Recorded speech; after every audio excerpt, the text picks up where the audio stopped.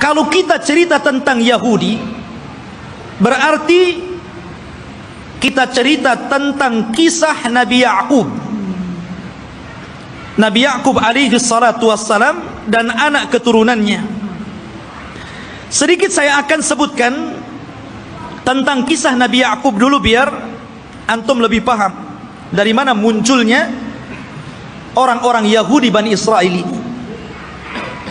Nabi Ibrahim alaihi salatu wassalam, ikhwan, itu memiliki 2 istri dan 1 budak. Ibrahim itu memiliki 2 istri dan satu budak. Walaupun yang kita kenal hanya memiliki 1 namanya Sarah dan memiliki budak namanya Hajar. Dia memiliki istri lain dan punya anak. Ya. Tetapi yang masyhur adalah dari Siti Sarah. Lahirlah seorang yang kemudian menjadi nabi penerus Ibrahim, namanya Ishak. Nabi Ishak. Dari Ishak inilah kemudian lahir namanya Ya'qub. Ya'qub ini banyak saudaranya, dan selalu ada konflik antara Ya'qub dan saudara-saudara Ya'qub yang lainnya. Lah Ya'qub ini anak Ishak yang paling saleh, yang kemudian menjadi penerus Ishak, menjadi nabi juga, Nabi Ya'qub namanya. Sehingga dia terkadang di malam hari selalu menyendiri, selalu pergi di malam hari. Dalam bahasa Arab, pergi di malam hari itu namanya Isra. Makanya ada Isra, ada Mi'raj. Isra itu perjalanan malam yang ditempuh Rasul dari Masjidil Haram ke Masjidil Aqsa. Ya. Kemudian karena Ya'qub ini selalu berjalan tengah malam, makanya kemudian dia pun disebut Israel. Karena Isra itu diambil dari suka berjalan tengah malam. Tapi ada juga yang mengatakan Isra itu artinya abdun, dan il itu adalah Allah. Jadi artinya Abdullah. Karena Ya'qub itu selalu beribadah kepada Allah Subhanahu wa taala, maka orang-orang di zaman itu karena menggunakan bahasa Ibrani menyebutnya sebagai Israel. Jadi penamaan Israel itu dari siapa? Nabi Ya'qub. Ya. Dan Nabi Ya'qub alaihi salatu wassalam itu memiliki 4 istri, 2 sah dan 2 budak. Maksudnya yang 2 sah istri dia dan 2 budak, dan semuanya melahirkan anak, sehingga jumlahnya menjadi 12. Lah dari salah satu istri Nabi Ya'qub namanya Rahil, lahirlah seorang nabi yang kelak akan meneruskan Ya'qub kenabiannya, namanya Yusuf, dan juga saudaranya namanya Binyamin. Kita tahu bahwa sejarah ini ma'ruf, sering diceritakan kan. Yusuf dizalimi saudara-saudaranya, akhirnya kemudian dibuang ke sumur, kemudian dipungut oleh para pedagang, sampailah di Mesir, kemudian dibeli oleh para pejabat Mesir, kemudian belakangan menjadi bendaharawan Mesir. Dari sinilah kemudian Yusuf memborong seluruh keluarganya dari Palestina menuju Mesir. Tidak ada satupun keturunan Ya'qub yang tinggal di Palestina. Semua berangkat ke Mesir. Ya. Tidak ada satupun. Jadi 12 saudara Nabi Yusuf itu semuanya berangkat ke Mesir, dan ditampung oleh Nabi Yusuf alaihi salatu wassalam, karena dia telah menjadi pejabat besar di Mesir, bendaharawan, dan sangat dihormati oleh kerajaan Mesir ketika itu. Lah selama Nabi Yusuf hidup, maka Ya'qub dan anak-anaknya diberikan sebuah daerah, kemudian mereka hidup di situ, dan mereka mendapatkan fasilitas yang luar biasa disebabkan oleh Nabi Yusuf alaihi salatu wassalam. Maka beranak pinaklah orang-orang ini, yang kemudian keturunan dari 12 putra Ya'qub disebut Bani Israel. Keturunan Israel, Nabi Ya'qub. Ya. Selama mereka berada di Mesir dan Nabi Yusuf masih hidup, mereka dihargai. Mereka hidup senang, hidup mewah, mereka berkembang biak luar biasa. Tapi setelah Nabi Yusuf alaihi salatu wassalam meninggal dunia, mulailah kemudian Mesir menekan mereka. Mulailah suku Kipti, suku terbesar ketika itu yang menguasai Mesir, rajanya namanya Fir'aun, mulailah menjajah Bani Israel ini. Belakangan kemudian Bani Israel menjadi budaknya Fir'aun. Budaknya Fir'aun, tertindas mereka. Karena tertindas inilah, maka kemudian Allah subhanahu wa ta'ala utus kepada mereka secara singkat siapa? Nabi Musa. Nabi Musa diutus kepada mereka menjadi Rasul Bani Israel dan untuk mendakwahi Fir'aun. Dan subhanallah ikhwan, kita tahu bahwa di zaman Bani Israel diutusnya Nabi Musa alaihi salatu wassalam kepada mereka, Bani Israel ini menyaksikan 9 mukjizat besar di hadapan mereka dengan mata mereka sendiri. Ketika mukjizat itu turun kepada bangsa Fir'aun, orang-orang Bani Israel juga melihat. Dan 9 mukjizat itu disebutkan di dalam Al-Quranul Karim. Yang pertama, mukjizat yang kita dikenal dengan hajar, batu. Batu yang mengeluarkan 12 mata air. Dan Allah subhanahu wa ta'ala mengatakan, wa idistasqa Musa liqaumihi faqul nadrib bi'asakal hajar fanfajarat minhu ithnata asyrata aynan. Dan ketika Bani Israel meminta hujan kepada Nabi Musa karena mereka sudah kehausan, tidak ada air, maka Allah subhanahu wa ta'ala firmankan, pukullah wahai Musa batu itu. Maka dipukullah oleh Musa batu tersebut, tiba-tiba memancar 12 mata air. Mukjizat. Dari sini mereka menyaksikan mukjizat ini. Tapi Bani Israel ini ikhwan adalah orang yang sangat keras kepala. Nanti kita akan sebutkan bagaimana keras kepalanya orang ini, ya. Kemudian yang kedua, mereka menyaksikan bagaimana terbelahnya lautan. Betul-betul menyaksikan itu. Dan mereka melewati lautan. Ketika Fir'aun mengejar-ngejar Nabi Musa dan Bani Israel yang lari dari Mesir ke Palestina, kemudian mereka dihadang oleh lautan besar, maka Allah subhanahu wa ta'ala mengatakan, fa'auhayna ila Musa anidrib bi'asakal bahra. Dan kami wahyukan kepada Musa agar memukul dengan tongkatnya lautan. Fanfalaka fakana kullu firqin kataudil adhim. Maka kemudian tiba-tiba lautan terbelah menjadi 12 jalan. Kenapa 12 terus? Karena memang Nabi Musa alaihi salatu wassalam membawahi 12 kabilah Bani Israel. Jadi mereka dikasih satu-satu mata air, satu kabilah satu. Ketika memukulkan lautan juga dibuat 12 jalan. Jadi masing-masing kabilah berjalan sendiri-sendiri. Mereka menyaksikan itu, ya. Kemudian juga menyaksikan tongkat. Ketika Nabi Musa alaihi salatu wassalam berduel dengan tukang-tukang sihir Fir'aun, maka Allah subhanahu wa ta'ala katakan, fa'alqa asahu fa'idha hiya thu'ban mubin. Fa'alqi asah.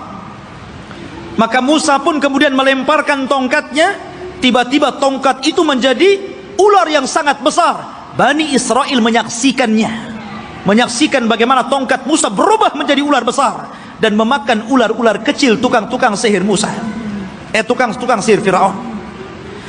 Kemudian juga kekurangan makanan dan hilangnya buah-buahan, sehingga Fir'aun dan juga kabilah-kabilah Fir'aun dari kalangan Kibti, mereka merasa kelaparan, susah cari buah-buahan. Allah subhanahu wa ta'ala berfirman, walaqad aqadna ala fir'auna bisinin wa naqsim minats thamarati la'allahum yadhakkarun. Dan ingatlah ketika kami memberikan hukuman kepada keluarga Fir'aun dan juga para pengikutnya dengan kekeringan yang berkepanjangan dan kurangnya buah-buahan, agar mereka mau kembali ke jalan yang benar. Dan Bani Israel menyaksikan ketika orang-orang Fir'aun kelaparan, mereka justru kekenyangan. Ini mukjizat, ya. Kemudian juga tufan, angin yang sangat besar, yang kemudian banyak membunuh, menghancurkan tembok-tembok dan juga rumah-rumah. Allah katakan fa arsalna alaihim tufan. Allah kirim kepada mereka tufan, angin yang sangat besar. Kemudian juga al-jarad, di mana-mana belalang.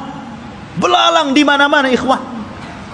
Di rumah-rumah, di dapur-dapur, bahkan di tempat tidur, belalang di mana-mana. Kemudian juga kumal kutu dan juga dafadi', katak dan kodok, di mana-mana ada kodok. Kemudian juga darah, di mana seluruh air bersih menjadi merah dan berdarah. Dan ini disaksikan Bani Israel dan juga orang-orang Fir'aun. Kemudian juga bagaimana tangan Nabi Musa yang bercahaya, dan banyak lagi mukjizat yang diberikan kepada Musa. Tapi sekali lagi saya katakan, ikhwan, bagaimana degilnya Bani Israel. Allah sudah tampakkan banyak mukjizat kepada mereka, tapi mereka kufur kepada Allah Azza wa Jalla. Kita perhatikan ketika Nabi Musa alaihi salatu wasallam berhasil menyeberangkan Bani Israel sehingga mereka mampu melewati lautan, dan Allah tenggelamkan Fir'aun di Laut Merah. Mulailah kemudian ketika mereka melewati satu kabilah, dan kabilah itu menyembah berhala, tiba-tiba satu di antara mereka datang kepada Musa dan mengatakan, ij'al lana ilahan kama lahum alihah.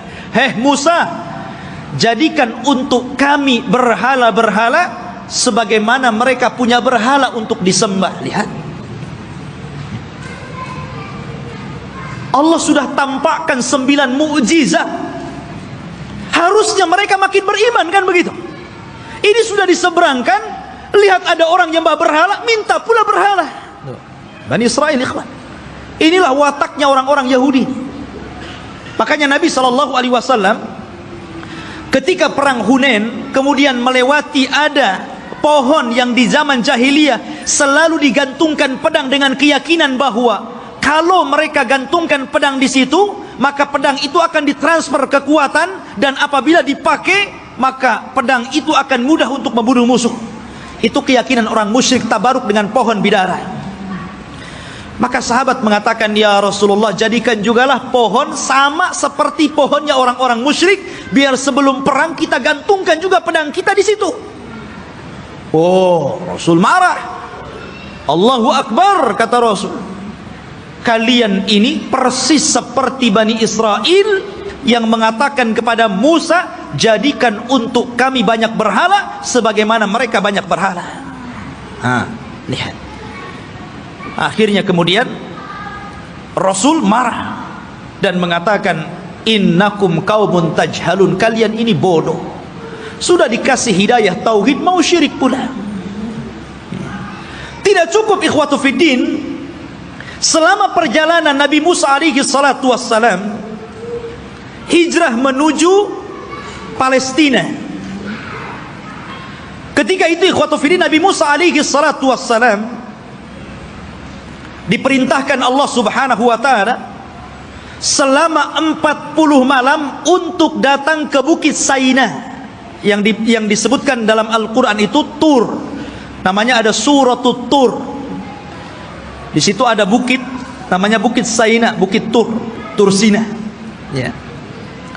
Maka Nabi Musa meninggalkan Bani Israel dan menyerahkan kepada saudaranya Harun. Jadi Harun itu sebagai wakil Musa supaya menjaga akidah Bani Israel karena dia akan diturunkan kitab termulia pertama yang Allah turunkan, namanya Taurat. Nabi Musa berangkat menuju Tur, kemudian Allah turunkan Taurat dan Allah catat Taurat dengan tangannya. Satu-satunya kitab yang dicatat oleh Allah langsung adalah Taurat. Maka Musa pun kemudian membawa Taurat itu pulang. Sesampainya di Bani Israel, marah Musa. Kenapa? Rupanya Bani Israel yang dulu menyembah Allah, tiba-tiba mereka berubah menjadi penyembah patung sapi, namanya Samiri. Bayangkan, ditinggal 40 hari bisa kufur, padahal mereka sudah melihat 9 mukjizat besar. Bani Israel ya. Mereka sudah melihat 9 mukjizat, hanya ditinggal 40 hari oleh Nabi Musa bisa kafir, menyembah Samiri, patung sapi. Maka kemudian Nabi Musa marah kepada siapa? Kepada Harun. Sampai disebutkan di dalam Al-Quran, Nabi Musa marah, kemudian mengambil rambutnya Harun dan memegang janggutnya seperti ini, kemudian tarik ke depan. Kalau antum nggak ada janggutnya susah lah. Pegang kepala, pegang janggut, kemudian ditarik sama Musa. Maka Nabi Harun mengatakan, ya bena la ta'khud bilihyati wa birasi. Wahai anak saudara kandung, jangan kau ambil kepala dan janggutku. Kemudian, innal qauma istad'afuni wa kanu yaqtulunani. Sesungguhnya Bani Israel itu tidak menganggap aku, bahkan mereka mau membunuhku. Bayangkan ya. Sudah meremehkan Nabi Harun, mereka pula akan membunuh Nabi Harun. Jadi kalau Nabi Harun menghalang-halangi mereka menyembah Samiri, maka Harun akan dibunuhnya. Kata Harun, bisa apa aku ya. Maka kemudian Nabi Musa alaihi salatu wassalam diturunkan oleh Allah Azza wa Jalla satu syariat agar mereka bertobat. Bagaimana cara bertobatnya? Mereka diberikan pisau dan agar mereka membunuh diri-diri mereka, gara-gara mereka sudah beralih agama, menyembah Samiri. Dan Allah Subhanahu wa taala katakan, wa idz qala Musa liqaumihi ya qaumi innakum zalamtum anfusakum bittikhadikumul ijla fatubu ila bari'ikum faqtulu anfusakum. Dan ketika Musa berkata kepada kaumnya, hei kaumku, kenapa kalian mendolimi diri kalian? Kenapa kalian berubah keyakinan kalian? Kalian sembah Samiri, patung sapi itu. Maka bertobatlah kalian kepada Allah dengan cara bunuhlah diri-diri kalian. Lihat, tobatnya zaman dulu ngeri, Pak ya. Ini tobatnya zaman dulu. Kalau orang sekarang enak tobatnya kan, orang muslim kemudian murtad, tinggal balik lagi syahadat. Orang dulu nggak kayak gitu ya. Kalau murtad ambil pisau bunuh. Untung antum jadi umatnya Rasul. Ini umatnya Nabi Musa berat ya. Tobatnya megang pisau dibunuh sendiri. Maka Nabi Musa mengatakan, taatilah hukum Allah ini, isma'u wa ati'u, dengarkan dan taati. Tiba-tiba mereka mengatakan, sami'na wa asaina. Ya, kami dengar, tapi kami bermaksiat. Gak mau. Makanya Nabi SAW pernah marah kepada para sahabatnya gara-gara ketika Allah Subhanahu wa taala turunkan ayat di akhir surah Al-Baqarah. Ketika Allah Subhanahu wa taala berfirman tentang masalah amalan hati yang akan dihisab. Wa in tukhfu ma fi sudurihim wa in tubdu aw tukhfuhu yuhasibkum bihillah. Apapun yang kalian tampakkan dari amalan kalian, apapun yang kalian sembunyikan dari amalan kalian, maka Allah akan menghisab kalian. Sahabat mendengar ayat ini berat. Kalau yang tampak bolehlah, kalau yang enggak tampak macam mana pula dihisab? Karena setiap orang itu tidak lepas daripada hati yang terkadang punya keinginan untuk berbuat jahat walaupun tidak sampai. Semua orang kan seperti itu. Tidak mungkin hati itu bersih terus kan mau melakukan kebaikan. Terkadang hati kita ini memiliki keinginan yang berbeda, kejahatan. Kalau yang tersembunyi akan dihisab berat bagi kami wahai Rasul. Maka Nabi SAW marah dan mengatakan, atakuluna kama qalat ahlul kitabaini qalu sami'na qulu sami'na wa ata'na. Maka mereka mengatakan sami'na wa asaina. Ya. Apakah kalian akan mengatakan seperti perkataan ahli kitab yang disuruh oleh nabinya sami'na wa ata'na, malah mengatakan sami'na wa asaina? Katakan sami'na wa ata'na. Maka sahabat pun kemudian akhirnya mengatakan sami'na wa ata'na. Dari situlah kemudian mereka mendapatkan keringanan. Maka turunlah ayat la yukallifullahu nafsan illa wus'aha. Allah tidak akan membebankan kecuali yang kalian mampu melakukannya. Turun keringanan setelah mengatakan sami'na wa ata'na ini. Lah orang-orang Bani Israel ini bukannya sami'na wa ata'na tapi sami'na wa asaina. Marah Nabi Musa karena mereka tidak mau bertobat dengan cara membunuh diri-diri mereka. Akhirnya Nabi Musa alaihi salatu wassalam berdoa kepada Allah agar bukit Tur itu diangkat, ya. Kemudian berada di atas kepala mereka. Mau tobat atau mau dibanting di bukit Tur ini? Coba. Bukit Tur diangkat dan mereka ada di bawahnya. Dan Allah katakan, wa idna taqnal jabala fawqahum ka'annahu dhullatun wa dhannu annahu waqi'un bihim khudhu ma atainakum biquwwah wadhkuru ma fihi la'allakum tattaqun. Allah gambarkan ini. Dan ketika kami angkat gunung Tur itu, ya, kemudian seolah-olah gunung itu akan menimpa mereka. Kemudian mereka diingatkan dengan nikmat Allah.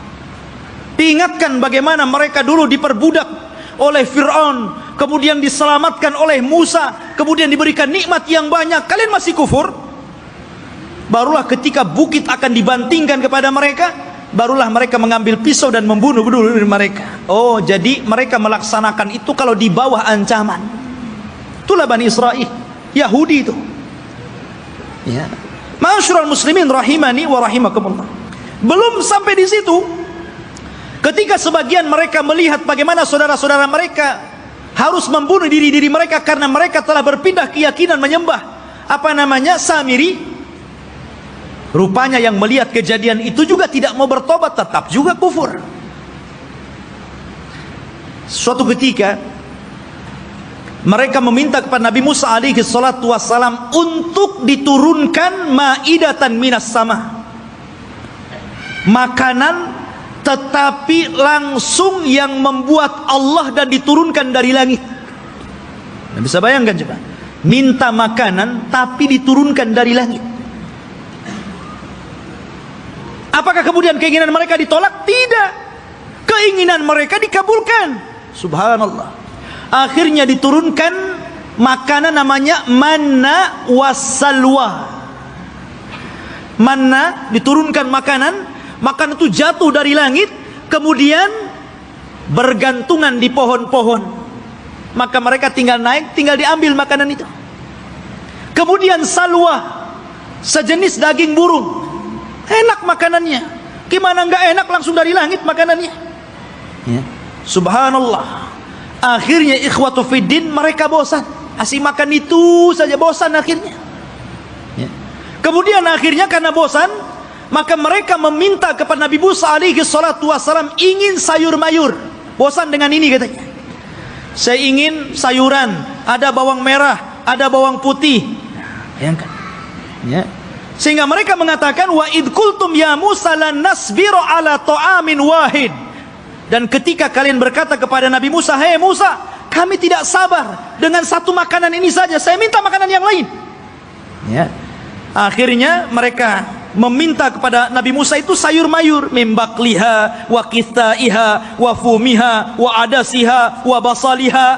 Ya Allah, dikasih makanan enak, mau makanan yang enggak enak.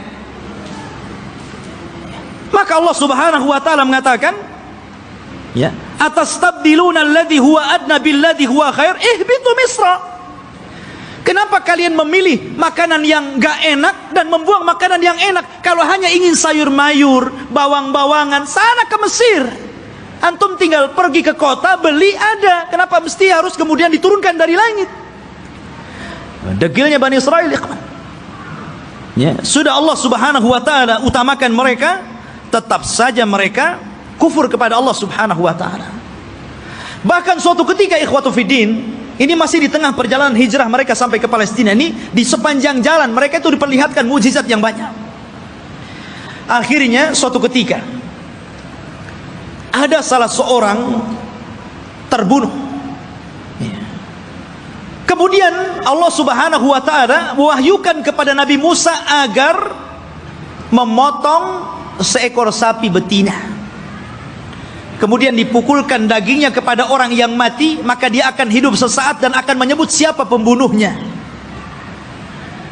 Tapi orang Bani Israel ini tidak mau melaksanakan dan mengira itu adalah olok-olokan dari Musa. Gimana Musa ini? Kita ini mencari siapa yang membunuh orang ini. Kenapa disuruh menyembelih seekor sapi? Apa kaitan pembunuhan dengan seekor sapi? Maka Musa mengatakan, sudah, lakukan saja. Kalau mereka melakukan, selesai sebenarnya. Tapi mereka mengatakan, sapinya seperti apa? Warnanya kayak apa? Kemudian sapi ini sudah dibajak atau belum? Coba nyari yang susah. Ya. Akhirnya kemudian disifatkan tuh oleh Allah Subhanahu wa taala bagaimana sapinya. Sapinya safraun faqi'ul launuha tasurrun nadirin. Warnanya harus kuning mengkilat, yang kalau orang lihat itu senang. Kan belum tentu ada orang senang, ini harus senang kalau orang-orang melihat. Susah juga kan? Ya, awanun baina dzalik, harus enggak boleh tua, enggak boleh muda. Ya. La dalulun fihi wala, dan tidak juga pernah dipekerjakan, artinya tidak pernah dijadikan untuk membajak sawah dan kebun. Pokoknya sulit. Makanya Allah mengatakan hampir-hampir mereka tidak mendapatkan sapi itu. Bukan tidak ada sapinya, ada sapinya, tetapi mereka tidak sanggup menebusnya, karena Allah takdirkan sapi itu yang punya anak yatim. Kemudian karena itu satu-satunya warisan dari orang tuanya, anak yatim yang saleh dari keluarga yang saleh. Maka malaikat menjelma manusia, ngomong sama anak yatim itu, "Nak, nanti sebentar lagi ada orang yang akan menawar sapimu. Jangan kau kasih kecuali kau jual dengan seberat emas seberat sapimu." Dibayangkan coba, mengumpulkan emas seberat sapi itu gimana itu? Ya. Akhirnya kemudian karena memang itulah syaratnya gitu kan, harus membeli sapi dengan seberat emas sebesar sapi, ya terpaksa orang-orang mengumpulkan apa yang diminta anak itu. Kaya anak ini kan gitu. Ya, coba. Seperti itu ta'annutnya orang-orang Bani Israel. Jadi memang, aduh, orang Bani Israel ini keras kepala. Jadi antum jangan kayak Bani Israel, keras kepala. Ya. Bahkan setelah kejadian ini betul-betul mendapatkan sapi, kemudian dipukulkan kepada orang mati dan hidup lagi, kemudian menyebut siapa pembunuhnya. Bukannya mereka bertobat dengan melihat mukjizat ini, bahkan summa qasat qulubuhum, malah keras hatinya ikhwan, makin keras. Bahkan Allah mempermisalkan, kalau hati ini keras, batu loh, kalau terkena tetesan air bisa bolong. Tapi hatinya Bani Israel lebih keras daripada batu. Tuh bayangkan, itu Bani Israel. Seperti itulah orang-orang Yahudi. Akhirnya ikhwatu fiddin, setelah kemudian mereka pun berjalan jauh meninggalkan Mesir gitu kan. Ada sebuah kejadian, mereka tersesat. mereka tersesat dan tidak bisa masuk dan meneruskan perjalanan. Karena ada satu wasiat Nabi Yusuf yang belum pernah mereka tunaikan, di mana Nabi Yusuf itu berwasiat agar jasadnya dipindah dari Mesir dan dikubur di Palestina. Dan ketika itu tidak ada yang tahu di mana letak kuburan Nabi Yusuf alaihi salatu wassalam kecuali seorang nenek tua. Dan ini teringat dengan kisah Rasul ketika pulang dari peperangan. Ketika itu Nabi SAW kehabisan bekal, kemudian singgah di salah satu perkampungan di perbatasan Madinah, perkampungan orang-orang Yahudi yang terusir dari Madinah karena berkhianat. Rupanya Rasul dijamu oleh seorang nenek Yahudi. Karena sudah kehabisan bekal, maka Rasul pun mampir dan diberikan jamuan yang luar biasa. Nabi itu tidak pernah melupakan kebaikan orang, walaupun yang berbuat baik itu orang kafir. Karena balasan yang baik itu harus kebaikan, ikhwan. Orang kalau sudah berbuat baik kepada antum, telah memberikan jasa kepada antum, apakah berupa ilmu, berupa pendidikan, harusnya dibalas dengan kebaikan, bukan malah dizalimi orang tersebut. Ya. Lah, Nabi SAW tidak seperti itu. Walaupun yang berbuat baik orang kafir, dia akan berusaha untuk berbuat baik kepada orang yang telah berbuat baik kepada dia. Jadi dia ngomong sama nenek itu, "Nek, kamu sudah berbuat baik kepada saya. Kira-kira apa yang akan kau minta?" Karena Rasul kan baru pulang dari peperangan, banyak membawa harta ghanimah, harta rampasan perangan gitu. Kata nenek tersebut, "Karena engkau memintanya wahai Muhammad, aku ingin seorang pembantu. Berikan untukku pembantu agar aku bisa hidup tenang. Ada yang ngurus pembantuku." Maksudnya budak untuk membantu dirinya di rumahnya. Kata Rasul, "Baik, saya akan kasih. Apalagi, Nek?" Kata nenek tersebut, "Aku ingin seekor unta, agar kalau kemana-mana aku tidak jalan kaki. Aku kan punya kendaraan." Dan unta di zaman itu, ikhwan, kendaraan yang mewah. Makanya Rasul SAW kalau mempermisalkan sesuatu itu pasti dengan unta.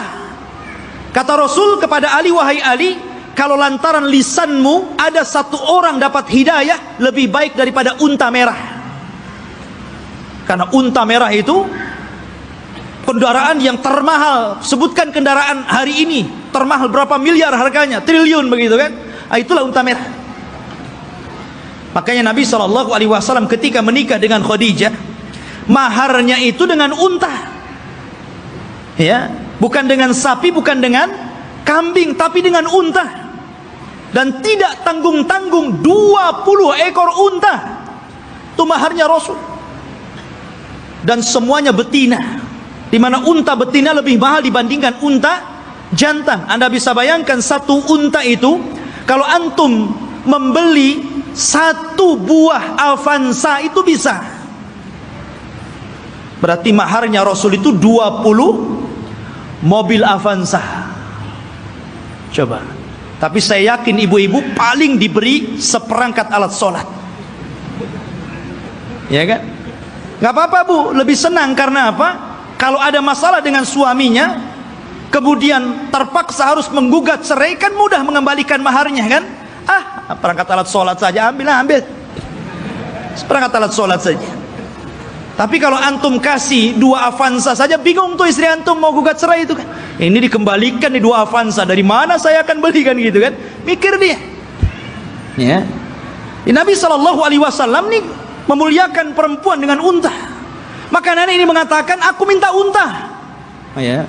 Kata Rasul, "Mau apa lagi?" Dia mengatakan, "Berikan kepadaku kalban yahrusu ghanami." Aku pengen anjing, supaya anjing ini bisa menjaga kambing-kambingku. Kemudian minta apa lagi? Disebutkan satu-satu, nggak berhenti-berhenti nenek ini.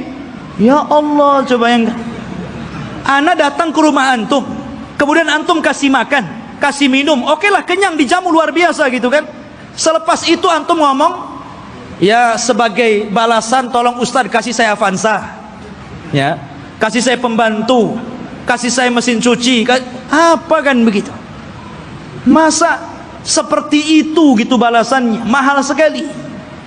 Maka Nabi mengingatkan kepada nenek itu, "Heh nenek, ya, apakah engkau lemah untuk menjadi seorang nenek di zaman Bani Israel?" Sahabat heran, apa maksudnya? Rasul, apa maksudnya nenek di zaman Bani Israel itu? Kita masuk dalam cerita ini. Jadi ketika Nabi Musa mencari kuburan Nabi Yusuf, tidak ada yang tahu kecuali seorang nenek di zaman Bani Israel. Dia yang tahu di mana letak kuburannya. Maka Musa mengatakan, "Wahai nenek, tunjukkan kepadaku di mana kuburan Nabi Yusuf. Kami akan bawa jasadnya dan kami kubur di Palestina." Kata nenek tersebut, "Tunggu dulu, semua ada bayarannya." Ya. Nggak main tunjuk-tunjuk saja, ada bayarannya. Kata Nabi Musa, "Apa bayarannya? Sebutkan." Maka nenek ini mengatakan, "Ya Musa, inni uridul jannah wa inni uridu ma'aka fil jannah." Wahai Musa, aku ingin sorga dan aku ingin bersama kamu di sorga. Subhanallah. Dia tidak ingin dunia. Tapi tentu ini lebih parah dibandingkan nenek di zaman Rasul, kan gitu. Di zaman Rasul dunia, pengen unta kasih untai, ini minta sorga lebih tinggi lagi. Masa hanya nunjukkan kuburan Nabi Yusuf minta sorga? Ya Musa diam sajalah. Dia tidak punya sorga, apa yang mau dibuat? Akhirnya Musa diam sampai Allah mengutus Jibril, kemudian mengatakan, "Ya Musa, Allah mengabulkan permintaan nenek itu." Baru Musa bersuara, "Ya, kalau begitu engkau akan jadi kawanku di sorga. Sekarang cepat tunjukkan di mana kuburannya." Ya. Akhirnya ditunjukkan kuburannya, dibawalah Nabi Yusuf, jasadnya sampai akhirnya dikuburkan di Palestina. Ya kan? Ma'asyiral muslimin rahimani wa rahimakumullah. Kemudian ketika Nabi Musa alaihi salatu wassalam sudah dekat ke Baitul Maqdis, maksudnya ke daerah Palestina, sudah mendekati daerah Palestina ini, berada di tengah padang pasir. Karena saya katakan antara Mesir dan Palestina ini terpisah dengan padang pasir yang luas sekali. Jadi Musa ini tersesat akhirnya. Tapi kemudian Nabi Musa mendapatkan jalan setelah membawa jasadnya Nabi Yusuf dan hampir mendekati Palestina. Lah di Palestina itu, di negeri Arya, kan saya katakan dari awal sebelumnya sudah ada manusia di situ. Dari Kan'aniyun, Yaguthiyun, Amuriyun, sudah ada orang-orang di situ. Sudah menguasai Palestina, sehingga Musa tidak mungkin membawa Bani Israel begitu saja, harus berperang dulu dengan penduduk asli di situ. Ya. Maka kemudian Nabi Musa alaihi salatu wassalam meminta kepada Bani Israel untuk siap-siap perang. Kita akan rebut Baitul Maqdis. Siap-siap kalian. Kita akan menyerbu mereka. Maka mereka mengatakan, setelah Nabi Musa menyebutkan, "Wa idh qala Musa liqaumihi ya qaumi dzkuru ni'matallah 'alaikum ij'ala fikum anbiya wa ja'alakum mulukan wa ataakum ma lam yu'ta ahadan minal alamin." Ketika Musa berkata, "Hei kaumku, ingatlah nikmat Allah, bagaimana dahulu kalian menjadi budak di Mesir, kemudian diutus kepada kalian nabi, kemudian dijadikan kepada mereka raja yang memimpin kalian." Disebutkan nikmat yang banyak. Kemudian Musa mengatakan, "Ya qaumi dkhulul ardal muqaddasata allati kataballahu lakum wala tartaddu ala adbarikum fatanqalibu khasirin." Di hadapan kalian ada negeri yang disucikan. Masuklah kalian ke negeri itu, karena negeri itu telah ditulis oleh Allah Subhanahu wa taala untuk kalian. Jangan mundur sedikit pun. Kalau kalian mundur, kalian akan menjadi orang yang rugi. Kita akan perang. Tapi mereka mengatakan apa? Qalu ya Musa, inna fiha qauman jabbari. Nabi Musa, kamu kan tahu negeri itu banyak jabbarin, banyak para pemimpin hebat, banyak para pemimpin bengis. Inna lanadkhulaha, kami tidak akan masuk hatta yakhruju minha, sampai orang-orang itu keluar. Fa in kharaju minha fa inna dakhilun, kalau mereka sudah keluar dari negeri itu, kami yang masuk. Lihat, kata Nabi Musa alaihi salatu wassalam, ada dua orang laki-laki yang diberikan nikmat oleh Allah Azza wa Jalla. Qala rajulan minal ladzina yakhafuna an'amallahu alaihim, dari orang-orang yang takut kepada Allah, Allah berikan nikmat kecerdasan kepada dua orang itu dan mengatakan udkhulu alaihimul bab fa idza dakhaltumuhu fa innakum ghalibun wa 'alallahi fatawakkalu in kuntum mu'minin. Sudah, kalian siap-siap saja, kita akan masuk ke negeri itu, kalian pasti menang, dan tambatkan hati kalian kepada Allah Subhanahu wa taala. Tapi mereka mengatakan, qalu ya Musa innalan nadkhulaha abadan. Nabi Musa, kami tidak akan masuk selama-lamanya. Madamu fiha, kalau orang-orang itu masih di situ. Idhhab anta wa rabbuka faqatila innaha huna qaidin. Sudah, kamu saja berdua dengan Harun masuk, kalian berperang bersama Rob kalian, kami duduk-duduk saja di sini dulu. Coba bayangkan, ini Bani Israel, orang Yahudi ini, nyuruh Nabi Musa berdua berperang, mereka duduk-duduk nunggu menang baru masuk. Makanya perbedaan sahabat Rasul dengan perbedaan sahabat Nabi Musa alaihi salatu wassalam tidak demikian. Mereka mengatakan kami berperang bersama Rasul. Ketika perang Ahzab dan dimenangkan kaum muslimin, darah para sahabat belum kering, masih bercucuran, belum lagi beristirahat. Tiba-tiba Nabi SAW diwahyukan malaikat Jibril dan mengatakan, hei Muhammad, katakan kepada pasukanmu, para sahabatmu, berangkat ke Bani Quraidah, kepung mereka, serbu mereka, karena mereka sudah berkhianat. Sahabat belum istirahat, baru menang di perang Ahzab, darah mereka masih bercucuran. Tiba-tiba Rasul mengumpulkan pasukan dan mengatakan, idhabu ila Bani Quraidah fala tusalliyanna ahadukumul asra illa fi Bani Quraidah. Kata Rasul, berangkat kalian semua, serbu Bani Quraidah, jangan sholat asar di jalan sampai kalian tiba di Bani Quraidah, serbu mereka. Tapi sahabat mengatakan sami'na wa ata'na, berangkat mereka. Makanya Allah Subhanahu wa taala katakan lilladzina istajabu lillahi walir rasul min ba'di ma asabahumul qarah lilladzina ahsanu minhum wattaqau ajrun adzim. Bagi orang-orang yang mereka memenuhi panggilan Allah dan Rasulnya, setelah mereka ditimpa luka-luka peperangan, mereka mendapatkan pahala yang besar jika mereka berbuat baik dan bertakwa terus kepada Allah Subhanahu wa taala. Itulah sikap para sahabat. Berbeda dengan sahabatnya Nabi Musa, justru mengatakan engkau saja dengan Harun berperang bersama Tuhanmu, kami duduk-duduk di sini. Lihat bagaimana kurang ajarnya Bani Israel kepada Nabi Musa alaihi salatu wassalam. Maka Nabi Musa mengatakan, Rabbi inni la amliku illa nafsi wa akhi. Wahai Rabb, aku tidak memiliki kecuali diriku dan saudaraku Harun. Fafruq bainana wa baina qaumil fasikin, pisahkan kami dengan orang-orang yang fasik. Maka dengan sebab itu ikhwan, karena mereka sudah menentang Nabi Musa, maka mereka pun dibuat oleh Allah tidak tahu kemana harus berangkat. Jadi negeri itu tiba-tiba oleh Allah Subhanahu wa taala dikepung kabut, sehingga mereka tidak tahu jalan keluar harus kemana. Ya, kalau mereka jalan ke sana, ujung-ujungnya balik lagi ke sini. Jadi mereka tidak bisa keluar dari situ. Disitulah Allah Subhanahu wa taala takdirkan Nabi Musa alaihi salatu wassalam meninggal dunia sebelum masuk ke negeri Al-Muqaddasah ini.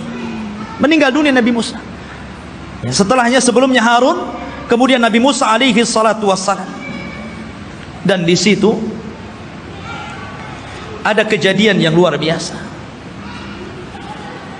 Nabi Musa alaihi salatu wassalam difitnah oleh Qarun. Difitnah oleh Qarun. Ya. Dan kisah Qarun ma'ruf. Akhirnya belakangan ditenggelamkan oleh Allah Subhanahu wa taala ke dasar bumi dengan hartanya. Sehingga ada istilah harta Qarun katanya.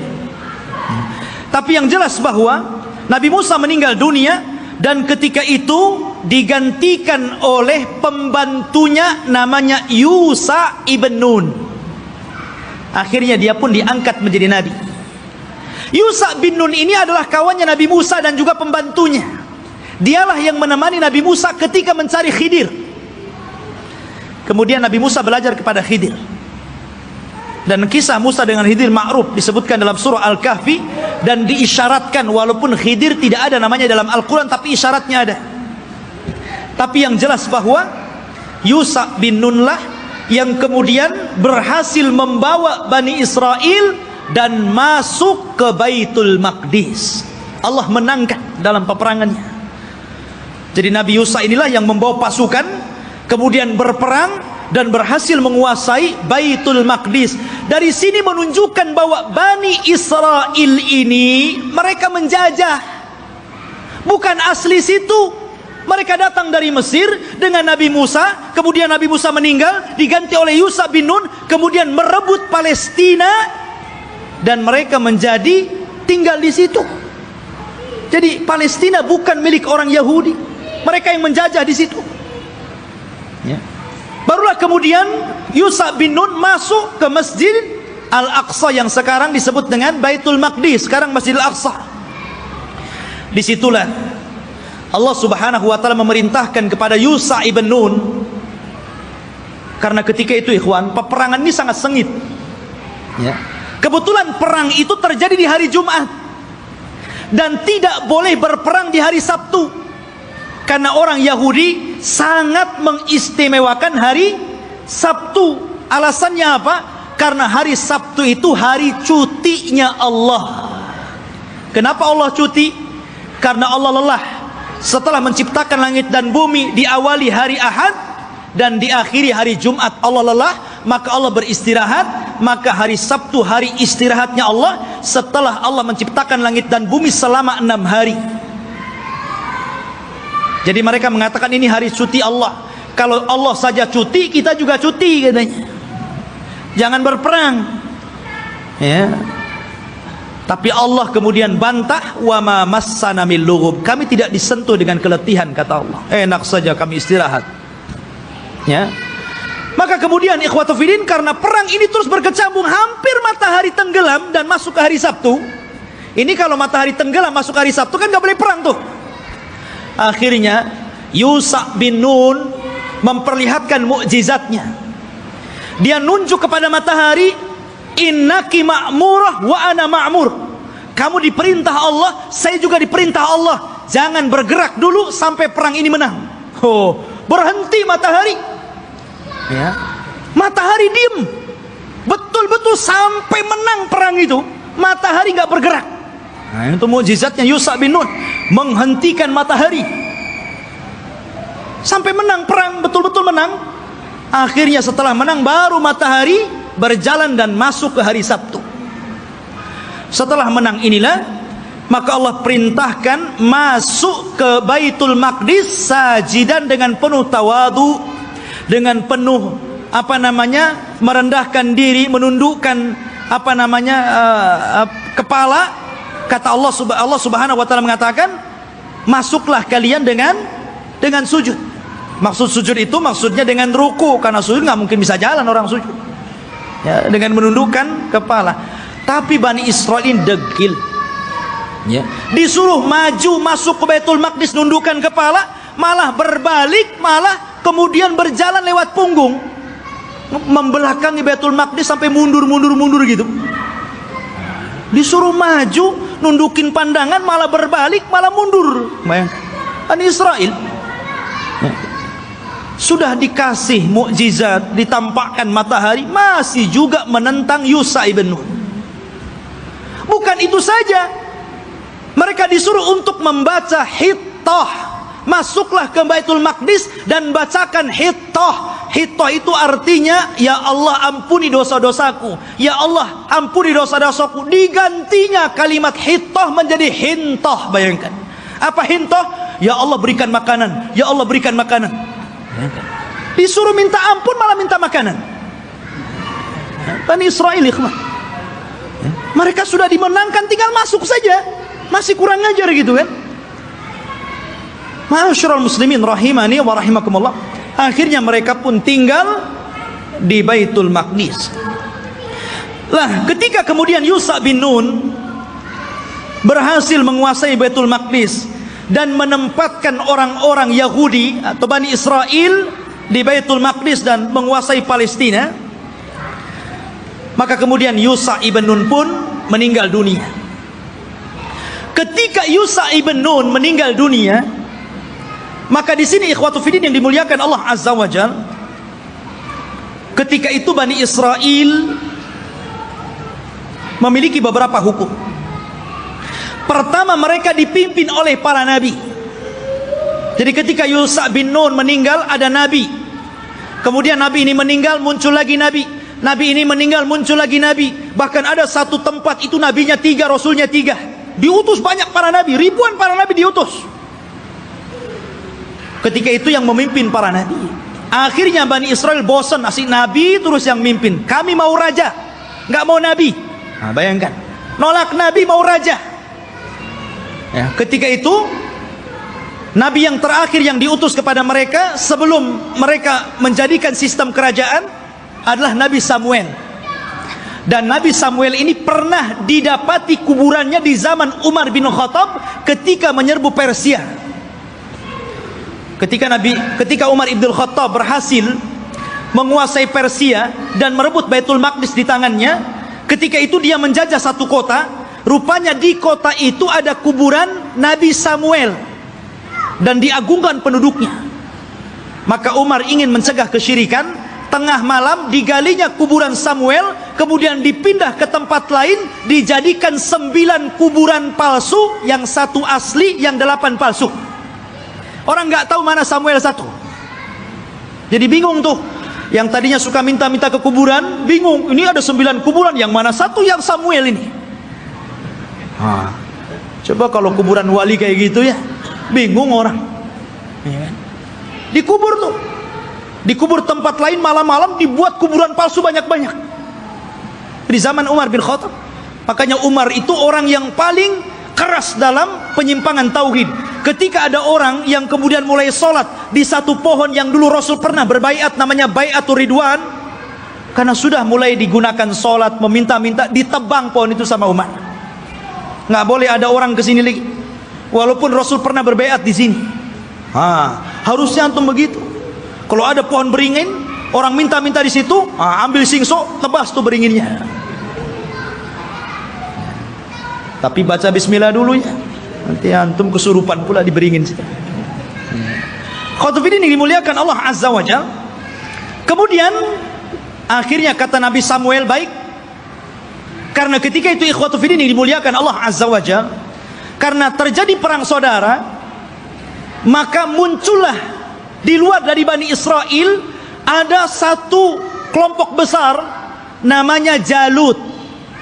Jalut ini orangnya besar-besar raksasa, ya, dan punya pasukan besar. Dialah yang kemudian mengambil tabut. Tabut itu isinya apa? Isinya pusaka-pusaka Nabi Musa. Di situ ada Taurat, di situ ada tongkatnya Nabi Musa, di situ ada pakaiannya Nabi Harun dan Musa. Pokoknya peninggalan Musa dan Harun dijadikan satu tempat, kemudian di kotak disebut tabut namanya. Tabut itu dicuri oleh Jalut dan pasukannya. Maka Bani Israel tidak bisa apa-apa melawan Jalut. Akhirnya kemudian minta kepada Nabi Samuel untuk dikirim kepada mereka seorang raja yang akan memimpin jihad melawan Jalut. Maka Nabi Samuel kemudian atas perintah wahyu dari Allah, maka ditunjuklah Talut sebagai raja pertama Bani Israel. Talut ini orang miskin, tukang ngasih minum keledai, pengembala, ya kan? Kata Bani Israel, masa si Talut jadi raja? Siapa si Talut itu kan gitu? Nggak punya nasab, orang miskin, nggak punya harta, nggak mau. Ya, kami mau raja itu yang wah, yang gagah, yang kaya, yang punya harta. Si Talut pula jadi raja, nggak mau. Ya kan? Akhirnya kemudian Allah Subhanahu wa taala tunjukkan kehebatan Talut ini. Diutusnya malaikat. Kemudian malaikat ini mengambil tabut yang ada di Jalut, kemudian diserahkan kepada Talut, menunjukkan bahwa sekarang Talut sudah punya tabut. Kalian gak percaya juga dengan Talut? Dari situlah sebagian mereka mulai mau mengikuti Talut, dan sebagian yang lainnya mau menolaknya. Maka Talut mengatakan, kita akan berangkat jihad, persiapkan kalian, tapi Allah akan menguji kalian. Kalau nanti kalian melewati sungai, jangan banyak minum di situ. Kalau mau minum, bolehlah satu kepal, gurfatan wahid, ya satu dayung saja, nggak boleh banyak-banyak. Kalau banyak-banyak kalian akan kalah. Berangkatlah pasukan Talut menuju pasukan Jalut. Ya kan? Rupanya betul di tengah mereka ada sungai, karena mereka sudah kelelahan, kehausan, ada sungai. Wah, nggak peduli dengan Talut, minum banyak-banyak orang itu.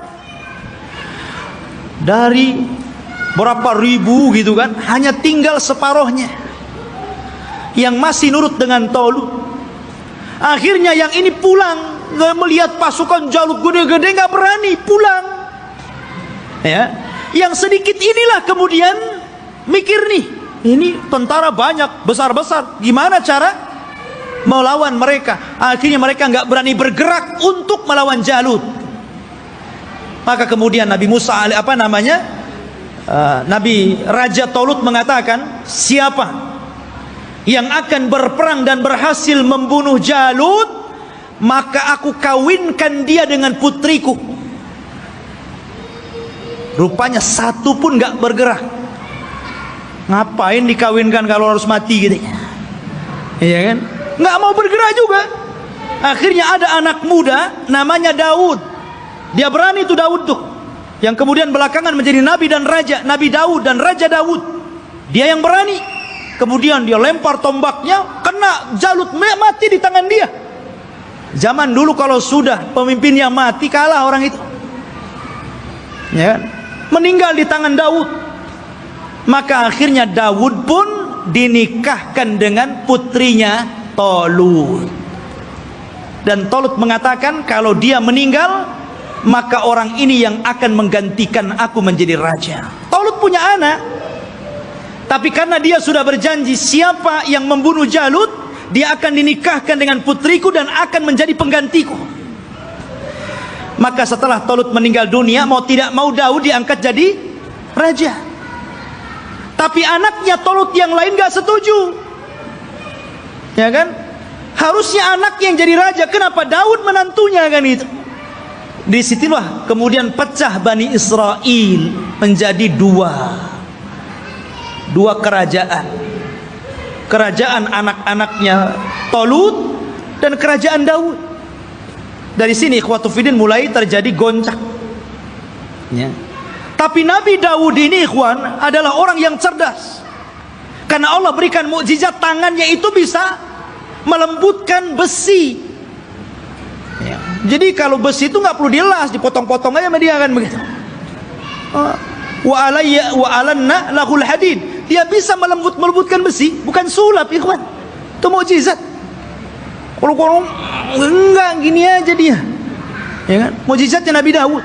Dia punya kekuatan, akhirnya dia pun melawan anak-anaknya Talut yang lain dan mempersatukan kembali Bani Israel. Setelah dia meninggal, maka puncak kekuasaan Bani Israel ada di tangan putranya Daud, Nabi Sulaiman.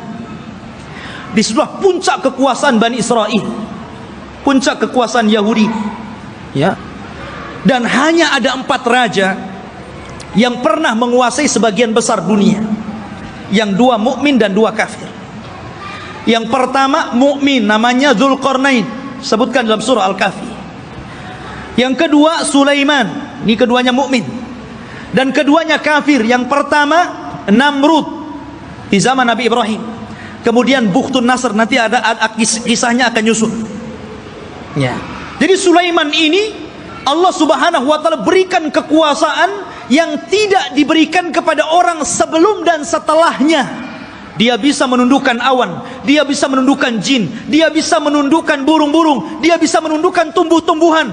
Masya Allah, ini raja alam nyata dan gaib ini, Nabi Sulaiman ini. Ya. Jadi jin tunduk sama dia. Bahkan yang membangun bangunan-bangunan itu jin. Jin itu yang bekerja kepada Sulaiman, membuat istana-istana. Makanya ketika Sulaiman meninggal dunia, jin itu kan tidak tahu yang gaib. Disangkanya Sulaiman masih hidup dan tidur di singgasana. Asik bekerja saja mereka kan. Baru setelah Sulaiman roboh dari singgasananya, kata jin, oh kalau tahu Sulaiman sudah mati dari dulu, ngapain saya kerja, katanya. Nah, dari sini menunjukkan jin itu tidak tahu yang gaib. Kalau jin tidak tahu yang gaib, berarti dukun lebih tidak tahu yang gaib. Karena dukun itu gurunya jin. Mereka itu para pendusta, nggak usah dibenarkan. Benarnya satu, dustanya itu 1000. Ya. Ma'asyiral muslimin rahimani wa rahimakumullah. Maka Sulaiman inilah puncak kekuasaan, dan di zaman Sulaiman ini beliau membangun satu tempat ibadah menggantikan tabut, namanya Haikal Sulaiman, yang sekarang menjadi mimpi orang Yahudi. Haikal Sulaiman, mimpinya orang Yahudi itu sampai hari ini. Sulaiman membuat haikal. Dialah yang pertama kali meninggikan Masjidil Aqsa. Jadi kalau Ibrahim meninggikan Masjidil Haram, kalau Masjidil Aqsa ditinggikan oleh Sulaiman. Dan ketika dia mendirikan Masjidil Aqsa, maka dia meminta kepada Allah 3. Satu, agar Allah memberikan hukum yang sesuai dengan hukum Allah. Yang kedua, agar diberikan kekuasaan yang tidak pernah diberikan kepada siapapun setelahnya. Yang ketiga, agar siapapun orang yang masuk ke masjid ini dan tidak ada niat kecuali sholat, keluar, maka dia sudah hilang dosanya seperti anak yang baru dilahirkan dari perut ibunya. Kata Rasul, aku berkehendak bahwa yang ketiga itu aku, kata Rasul. Karena yang kedua sudah dikabulkan. Dan Rasul pernah sholat di Baitul Maqdis. Kata Rasul, aku berharap aku yang ketiganya. Ma'asyiral muslimin, jamaah sekalian yang dirahmati Allah Azza wa Jalla, maka Sulaiman pun membentuk tempat ibadah yang disebut dengan Haikal Sulaiman, Masjidil Aqsa yang lama. Di zaman Sulaiman itu disebut Haikal namanya. Baru kemudian roboh, kemudian dibesarkan, akhirnya menjadi besar. Lah Yahudi ini ingin mencari itu. Dulu ketika Sulaiman mendirikan Masjidil Aqsa yang disebut dengan Haikal itu, dari mana ke mana, berapa meter, lebarnya berapa meter, kemudian panjangnya berapa meter. Kalau sudah ketemu situs ini, maka mereka akan membangun Masjidil Aqsa, mau dirobohkan.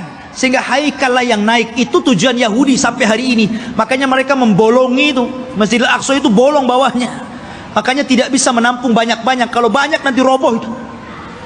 Karena di situ ikhwatu fiddin, di bawah tanahnya itu, di bawah tembok ratapan itu, mereka mencari-cari di mana tempat haikalnya Sulaiman. Jadi para ilmuwan Israel terus mencari dan akan membangunnya. Dan mereka ingin mendirikan Israel Raya persis di atas haikal Sulaiman. Makanya si Trump itu, Donald Trump ya, mereka orang-orang Israel didukung oleh Amerika untuk menguasai Yerusalem, yang memang Masjidil Aqsa ada di situ, dan bercita-cita untuk membuat negara Israel Raya tepat di atasnya haikal Sulaiman. Alhamdulillah, negara kita tegas menolaknya, dan negara-negara yang lain juga tegas. Bukan hanya orang Islam, di luar Islam pun sebagian mereka menolaknya. Tapi yang jelas saya katakan, yang namanya Yahudi dan Nasrani itu akan sekongkol sampai pun ketika Malhamatul Kubra di akhir zaman, perang besar yang tidak ada perang setelahnya, tetap saja Yahudi dan Nasrani itu akan sekongkol melawan kaum muslimin. Ya kan? Ma'asyiral muslimin, sampailah ketika Sulaiman meninggal dunia, anak-anak Sulaiman ini mulai berebut kekuasaan. Ya.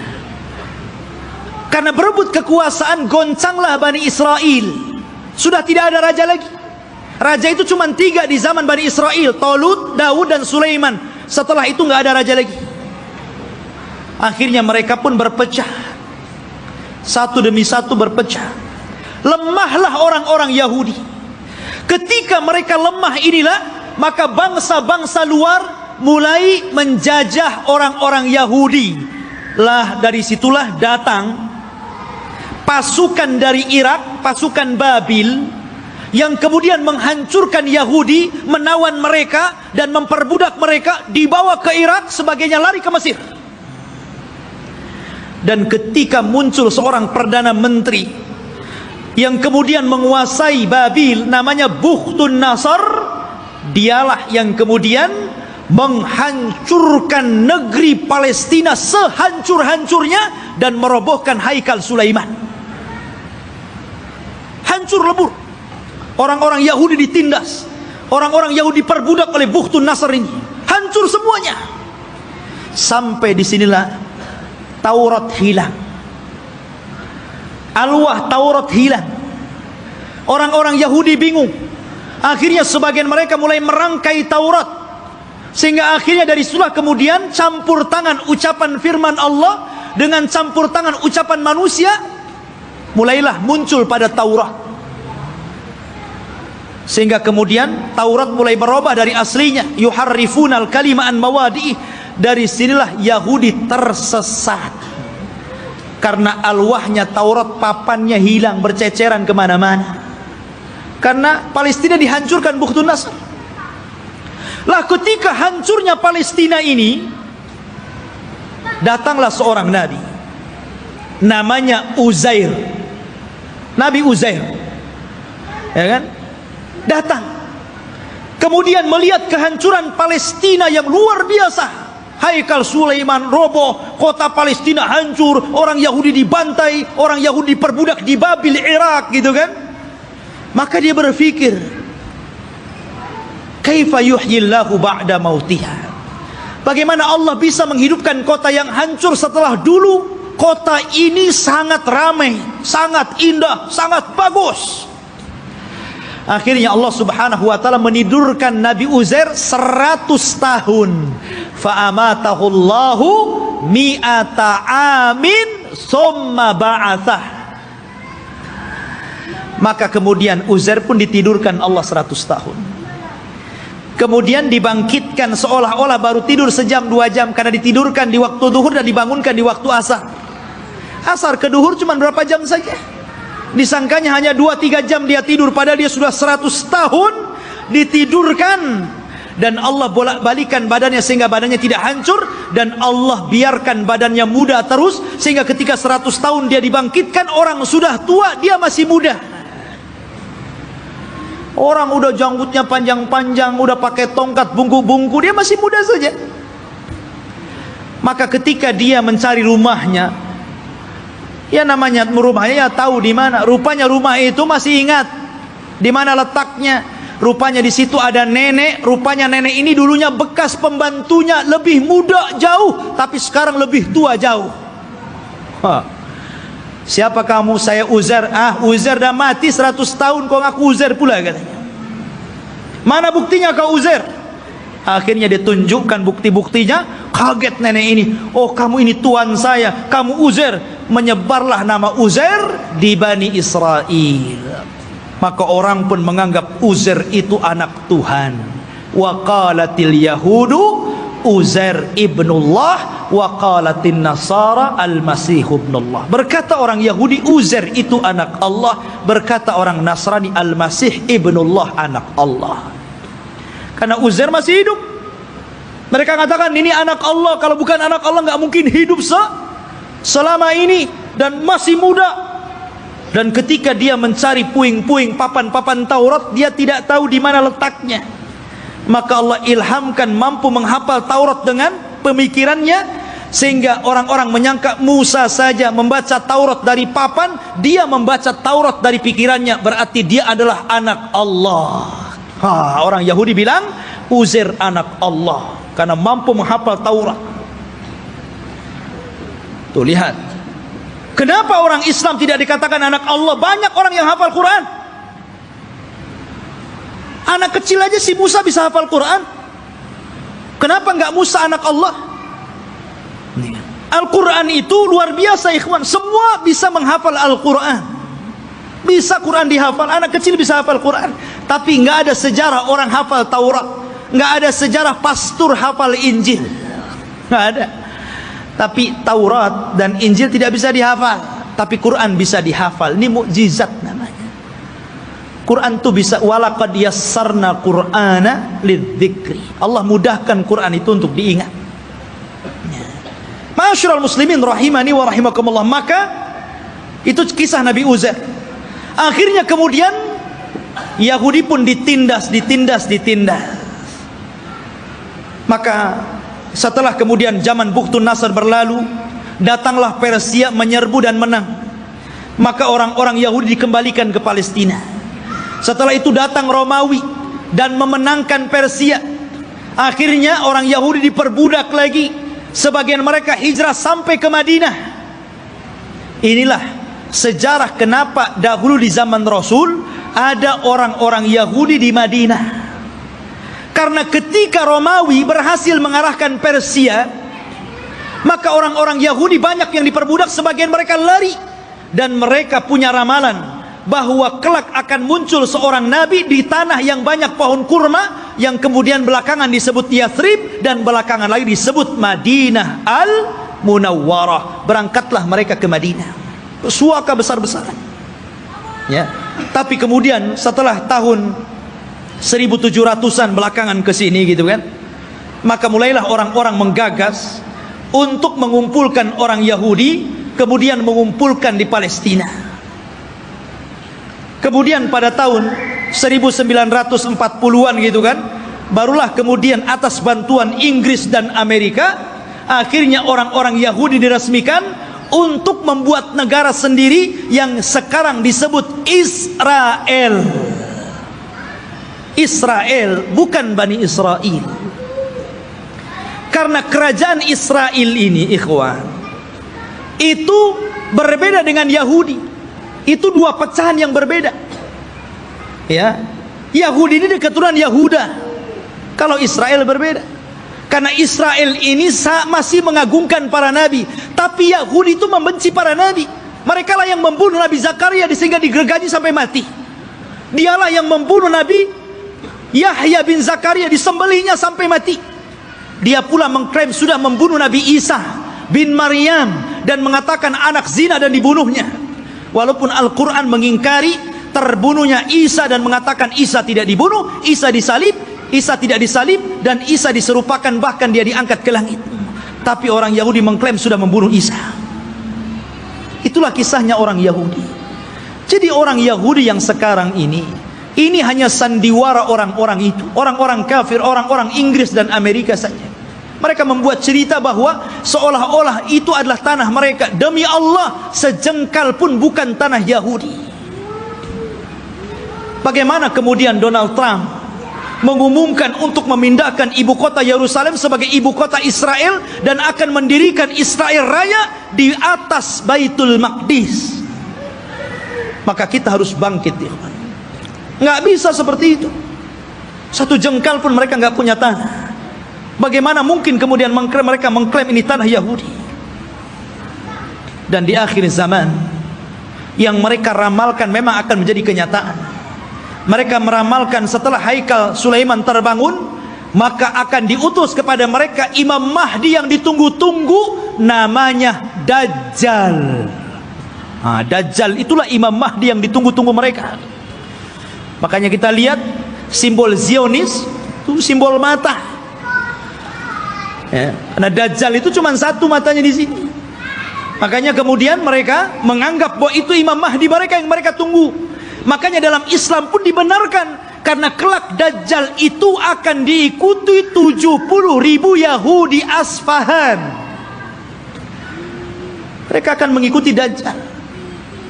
Tapi Dajjal tidak bisa diperangi oleh Imam Mahdi karena terlalu kuat, pengikutnya banyak. Makanya kemudian Imam Mahdi terkepung di sebuah bukit. Akhirnya mereka pun harus kemudian bersembunyi di Bukit Tur sampai Allah turunkan kepada mereka Isa bin Maryam, dan itu cita-citanya Nasrani. Jadi Nasrani ini Mereka meyakini bahwa Isa akan turun. Isa yang mereka yakini sudah disalib dan sudah dibunuh, kemudian dihidupkan kembali setelah 30 hari, kemudian diangkat ke langit dan akan diturunkan di akhir zaman. Ini Nasrani ngakui.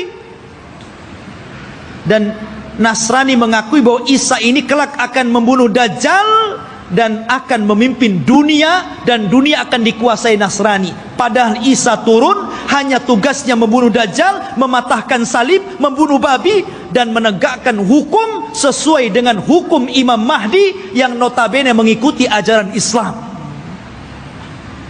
Karena dia sholat di belakang Imam Mahdi.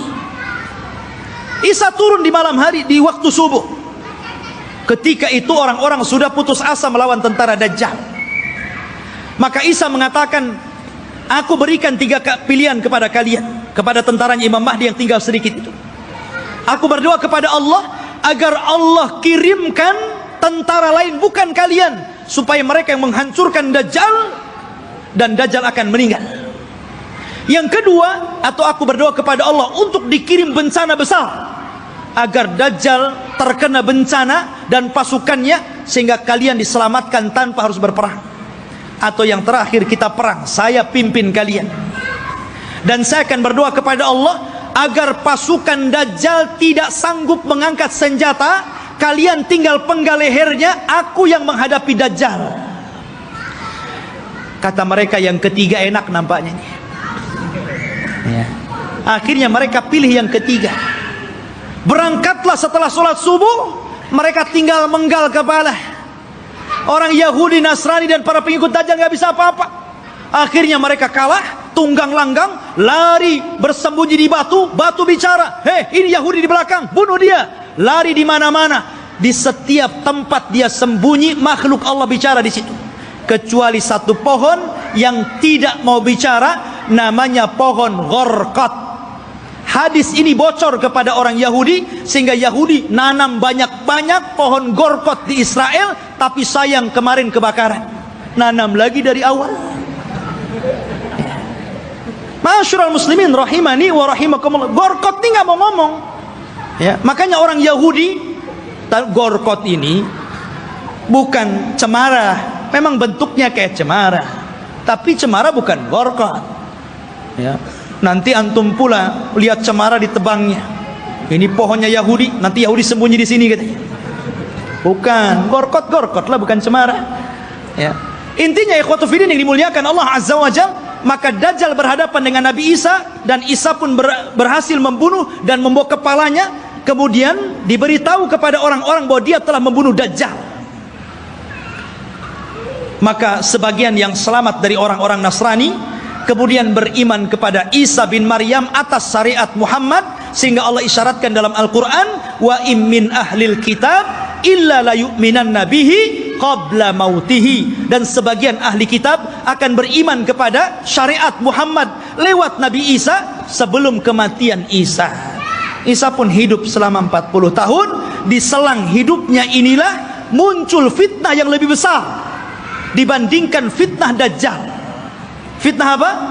Munculnya satu kabilah yang bernama Ya'juj dan Ma'juj dari keturunan Yafis ibn Nuh alaihi salatu wassalam. Satu kaum yang tidak bisa diperangi, tidak bisa dibunuh, pasukan mereka banyak. Satu dari kita 999 dari mereka.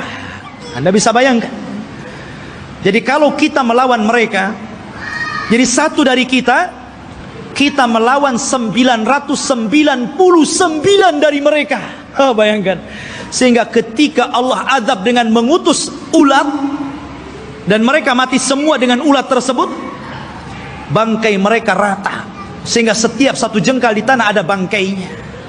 Nabi Isa berdoa kepada Allah agar Allah bersihkan bangkai-bangkai mereka. Maka diutuslah burung pemangkai bangkai, tapi juga tidak habis semuanya. Maka Isa berdoa lagi agar diturunkan hujan dan banjir besar.